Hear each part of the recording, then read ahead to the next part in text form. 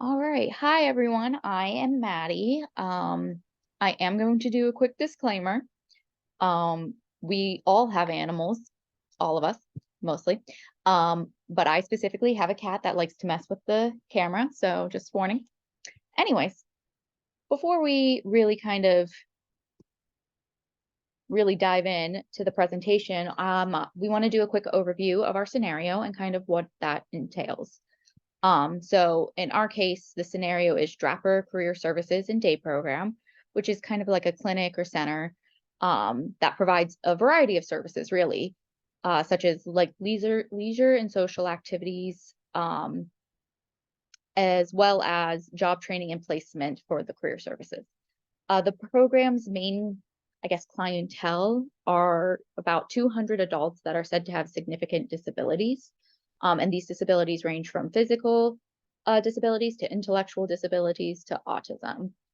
The adults in this clinic have very low attendance rates in certain workshops, with only about 20 attending the main workshop on an average basis, 20 average on a regular basis. And again, that's out of 200. So to fix this, we'll be implementing a token economy in our scenario, which is a reinforcement strategy where tokens are used to increase behaviors, which I believe Shiloh will be discussing more of next. Hello, my name's Shyla, and I'll be discussing the ABA guidelines section. So for the ABA guideline, I'll be discussing the token economy or token system. So a token economy is an object or a symbol that generally is exchanged for goods or services and has for years basically provided the framework for monetary transactions, according to Hackenberg in 2009. So outside of these transactions, token economies have been found to be useful in reinforcing certain behaviors. In order to better understand these, though, we have to explain how a token economy works and how reinforcers work. So reinforcers are all around us, and they come in forms that are basically labeled as conditioned or unconditioned reinforcers. Unconditioned reinforcers are basically things that automatically reinforce our behavior. So food, water, warmth, these are all considered unconditioned reinforcers. Now, the difference between a conditioned and an unconditioned reinforcer is that a conditioned reinforcer is dependent on something else being the primary reinforcer. So if we have something that was once something that was neutral to us, and we paired that with something that's highly reinforcing, then basically that becomes a reinforcer or a conditioned reinforcer for us. So the next question is, how do we implement a token economy? So token economies have been around for decades, and they're used in a variety of settings, including special education settings, general education settings, and even community-based settings. So the first step in implementing a token economy is to define the behavior. It's always important to note that for a behavior to be tracked or altered or changed in any way, that the behavior must be clearly measurable or have a clear beginning and end. So we'll know exactly which behavior is to be reinforced through the use of a token economy. So the next step would be to select what that token looks like. So whether it be a check mark or stickers or smiley faces, and in this particular situation, we chose that our token card would be a punch card or a token economy. Additionally, you would need to define the backup reinforcer, which is basically what the student is working toward or what they'll have access to when they receive a certain number of tokens based on their behavior. So this needs to be directly tied to interests and motivations. And then after that, we need to determine the criteria of how many tokens are required in order for the student to earn their reinforcer. So once all of the steps have been met, it's important to provide instruction to students about when they respond correctly, when will that token be rewarded. So if someone reaches their goals through the use of that token economy, then new goals can be introduced since that student is already familiar with the system, which makes it something that is a usable system to be used. In addition to materials needed, which will be discussed in later slides, we must determine if that token economy is successful. So to determine that, we first must decide a data collection method in order for baseline data to be collected. So since the state mandated that the Director of Career Services and Day program increase the opportunities for clients to acquire those independent life skills, then we have chosen frequency as a possible method to collect that baseline data, as well as data collected during the implementation phase of the token economy system. So once data has been acquired from both the baseline and intervention phase, the data must be compared, and if an increase is seen in those independent life skills, then the token economy would be considered successful. So according to Dahl and Higgins et al., the token economy systems are efficacious in altering a wide variety or range of behaviors. Now, it's important to note that whether it be a caregiver or a client or even a clinician, that the efficacy of a system also depends on the quality of the reinforcer as well as the schedule of the reinforcement. And next, we will move on to the exploration phase. All right. Okay. So the exploration phase is, we basically want to reiterate what a token economy is. So simply put, it's a system where tokens are used as reinforcers and can be exchanged for bigger reinforcers. So in this case, the clients will be using the punch card as mentioned. And then once they get a certain number of hole punches, I guess, they can be exchanged for a bigger reinforcer, and that will be more personalized and individualized. So because so the next question we want to ask is, why use a token economy? And to put it simply, it's because they have been proven to be very effective across all age ranges, and that are great when using to increase behaviors, specific behaviors, which we'll be getting into the next slide. So we want to go into our description of our setting and our population. So like mentioned before, Draper provides many services, including day programs to promote social skills. However, the main focus of the program seems to be the job trainings and the placement programs. And that's really to promote independence for the most part. In this clinic, there are about 200 adults and 75 staff members. So quite a big group.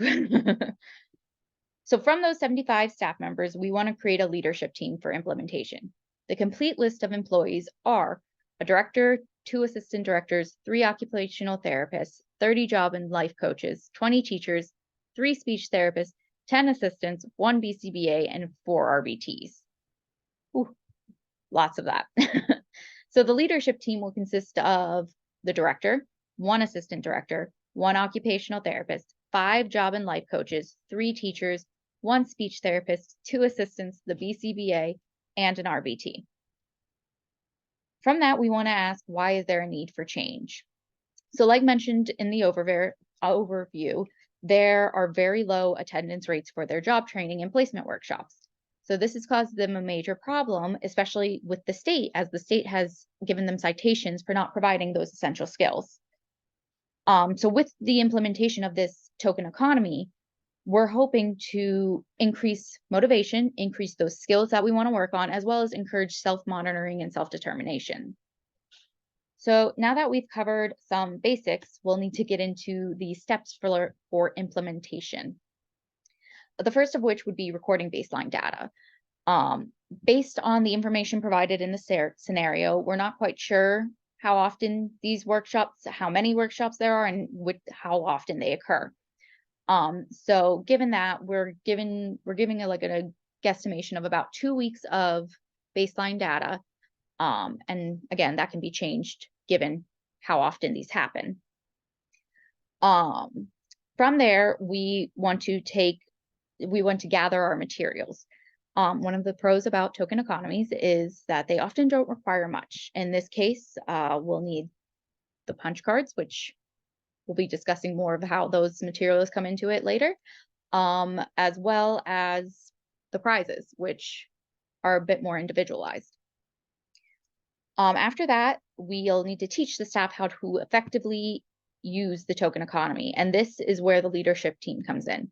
We'll be using the leadership team to help teach the rest of the staff how to successfully use the system.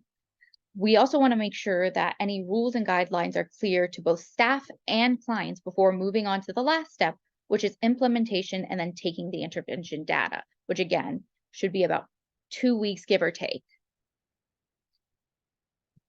The last thing, or one of the last things I'll be discussing is whether or not Draper has the capacity to provide these materials and services. So with a BCBA and RBTs on board who are likely very familiar with token economies, as well as several professionals in very similar fields, we're pretty confident that the intervention will be easy to learn, teach, and implement. And then this brings us to the last point, which is the tier that it's most appropriate for. Given that we want to target a universal group, in this case, the whole staff and the whole client, we're thinking tier 1 will be the most effective as it targets, again, a universal group rather than a smaller group or individuals, which now brings us to our installation phase. Hi, I'm Samantha. I will be talking to you guys about the installation phase today. So to start off, we have funding streams and resources availability.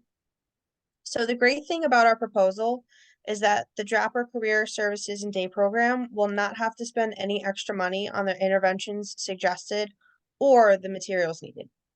All materials can be made out of the supplies the school already has in stock in the classrooms, and models will be provided by the intervention team that can be used to implement the intervention suggested. The day school will provide all the necessary resources for the students taking part in the workshops. The materials can be personalized as necessary for client motivation if the staff deem that the student will be more motivated or intrinsically reinforced by said personalization. And materials can be reused on an as applicable basis, obviously if they are generic or if the personal style of the previous student matches with the new. For policies and procedures, since token economies can be personalized to increase the odds of motivation through reward systems, the rewards themselves can also be personalized. At the discretion of the staff and students, potential rewards will vary. Being that the day school is attempting to increase the attendance for the life skills workshops, community outing-based rewards would be highly recommended. The intervention suggested can be used within the community as well as within the classroom. Whether the token economy itself is taken into the community or the rewards are being taken into the community, either option will fit into the intervention plan. The operational procedures are development and implementation. The intervention team will be required to create a professional development for all staff members on creating and implementing token economy procedures, as well as creating a training on self-determination.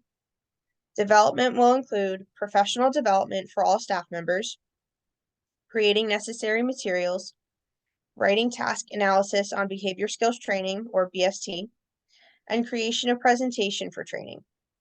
Implementation will include training staff on basic concepts of ABA, BST, token economy, and self-determination, and the importance of implementing these procedures correctly.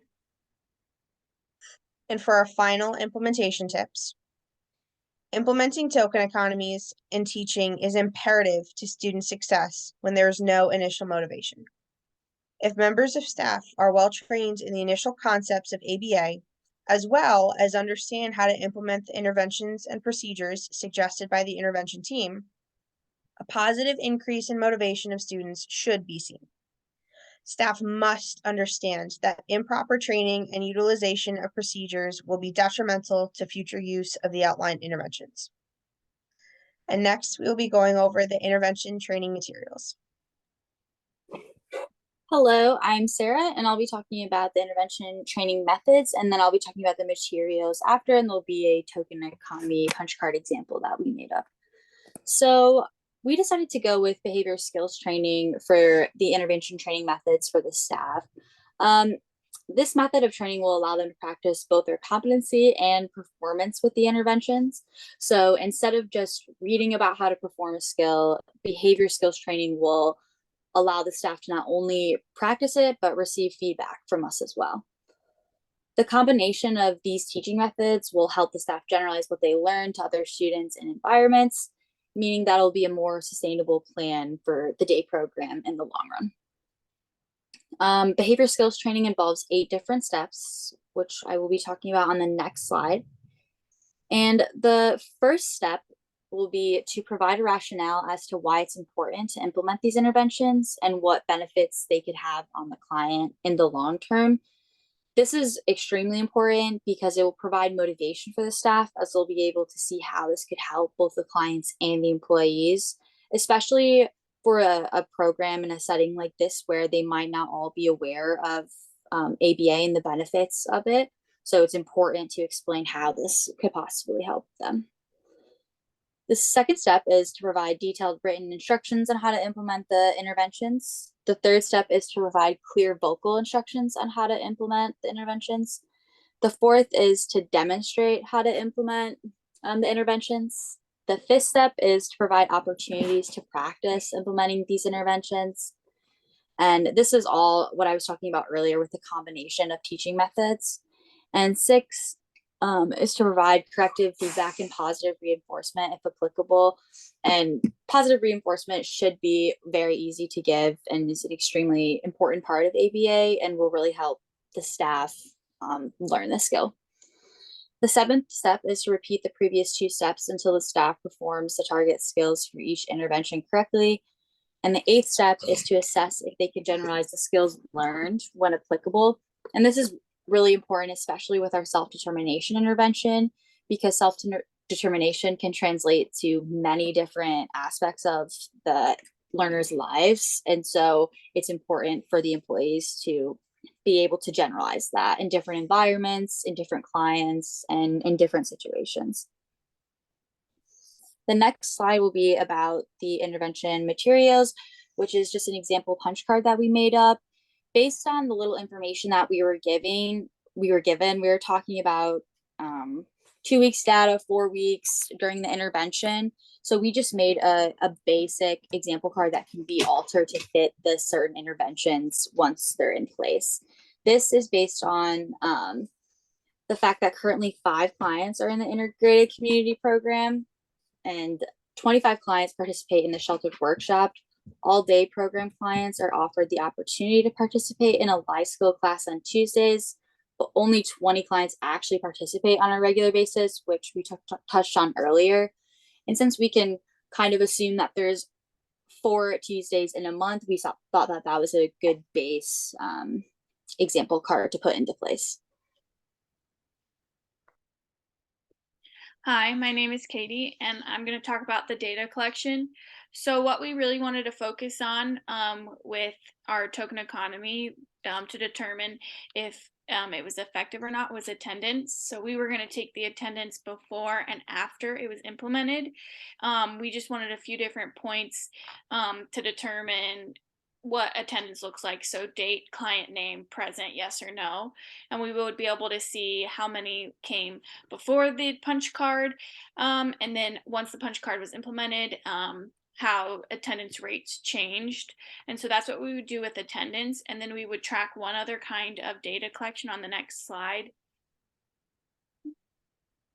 We were going to track as well as attendance the card reward winners. So to really see the self-determination and to see which clients it really motivated, we would track which client got 4 hole punches or whatever worked out with the number they decide. And got a reward to just see if there was any repeats or if it was a wide variety of clients reaching the reward. There's no cap along with that for the starting process for rewards. If they come multiple times and get multiple rewards, that's great. So there's no cap, but we just wanted to see the self-determination and kind of put that into data points. And that wraps up our proposal to help with attendance rates of different classes at this day program. Thank you.